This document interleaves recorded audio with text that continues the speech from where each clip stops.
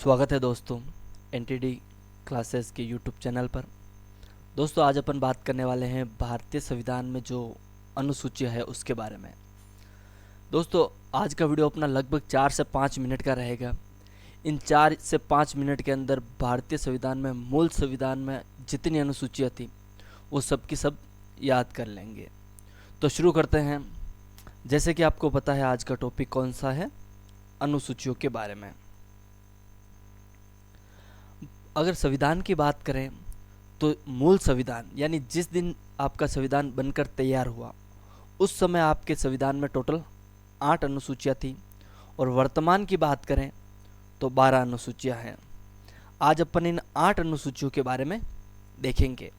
जो ट्रिक आपको स्क्रीन पर दिख रही होगी, ट्रिक क्या हो जाएगी, स्पोर्ट्स टीपीएल। अगर ये ट्रिक आपने याद कर ली तो आपके मूल संविधान की 8 अनुसूचियाँ आपको याद हो जाएगी। तो शुरू करते हैं एक एक अनुसूची के बारे में।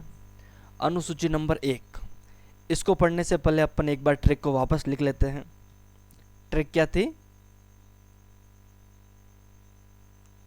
Sports TPL. जैसे आपको पता है स्पोर्ट्स आपको सबसे ज़्यादा क्या पसंद है, आईपीएल, लेकिन अनुसूचियों को याद करने के लिए आपको क्या याद रखना है, टीपीएल। ठीक है दोस्तों। इस एस से क्या याद रखना है, स्टेट। स्टेट को हिंदी में कहते हैं राज्य, यानी राज्य और केंद्र शासित प्रदेश।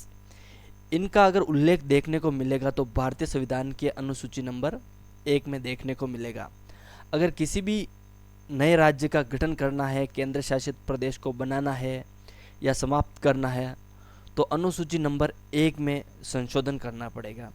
उम्मीद है कि यह अनुसूची आपको याद हो गई होगी। फिर बात करते हैं अनुसूची नंबर 2। इस पी से याद रखना है पे, यानी पे को हिंदी में कहते हैं वेतन, भत्ते और पेंशन। यानी भारत में जो संवैधानिक पदाधिकारी हैं, मैं सभी की बात नहीं कहता लेकिन कुछ संवैधानिक पदाधिकारी हैं जिनके वेतन, भत्ते और पेंशन, इनका उल्लेख भारतीय संविधान की अनुसूची नंबर 2 में देखने को मिलता है। फिर बात करें 3, अनुसूची नंबर 3 पर क्या है, ओ से याद रखना औथ, जिसको हिंदी में कहते हैं शपथ। यानी भारत में जो कुछ संवैधानिक पदाधिकारी हैं उनके जो शपथ का प्रारूप है वो भारतीय संविधान के अनुसूची नंबर 3 में देखने को मिलेगा।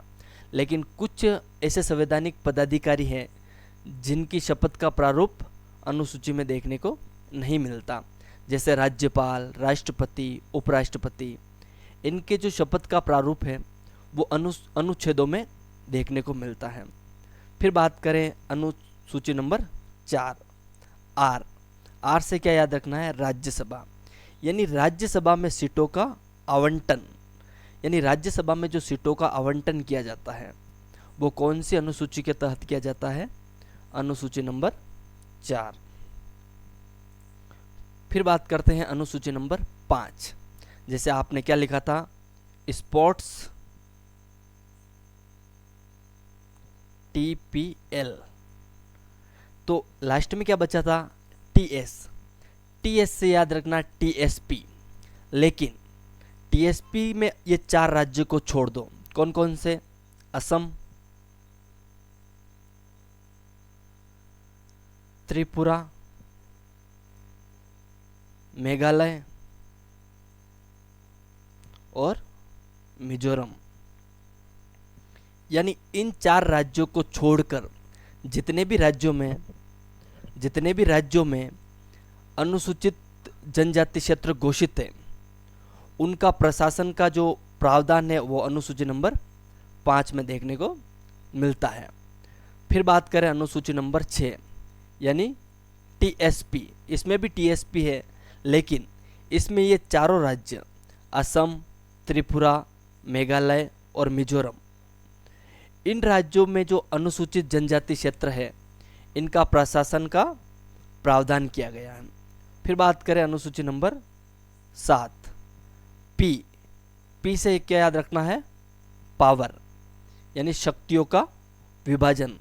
जैसे आपको पता है केंद्र और राज्यों में शक्तियों का विभाजन किया गया, वो कौन से अनुसूची के तहत किया जाएगा, अनुसूची नंबर 7। फिर बात करते हैं अनुसूची नंबर 8। 8 में क्या याद रखना है, लास्ट क्या बचा, एल। एल से लैंग्वेज, जिसको हिंदी में कहते हैं भाषा। यानी अगर मूल संविधान की बात करें तो उस समय आपके 14 भाषाओं का प्रावधान था, लेकिन वर्तमान की बात करें तो 22 भाषाएं देखने को मिलती हैं।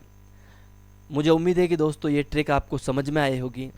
अगर समझ में आई है तो आप हमारे चैनल को सब्सक्राइब कर सकते हैं, और अगले वीडियो में अपन जो 4 अनुसूचियाँ बच रही है उनके बारे में देखेंगे। धन्यवाद।